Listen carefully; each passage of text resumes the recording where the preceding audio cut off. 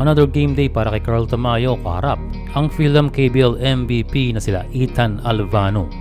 Nakuha ng LG ang unang puntos sa drive ni Carl Tamayo. And as usual, ang kanilang tandem ni Asem Maray ay mahirap pigilan sa ilalim.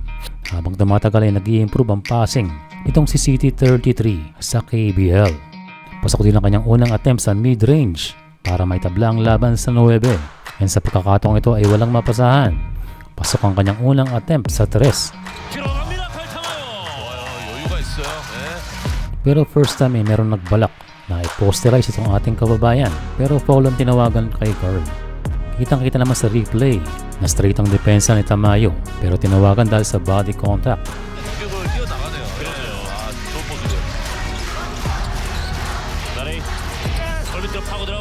Well, matagal-tagal na inupo itong si Tamayo dahil sa foul trouble mayroong 3 fouls. Pero excited na itong bumalik. Pero sa kanyang pagbalik, banggaan agad ang kanyang inabot.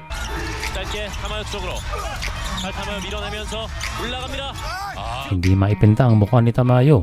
Pero sabi ni coach, bilisan ang baba. Agad lumapit sa bench itong si Carl at pinakita ang dugang nguso. Pero happy naman ang lahat. Ang mahalaga ay minor lang naman yan. Sabi nga nila, malayo sa bituka. And as expected ay sa 4th quarter na ibababal itong si Tamayo.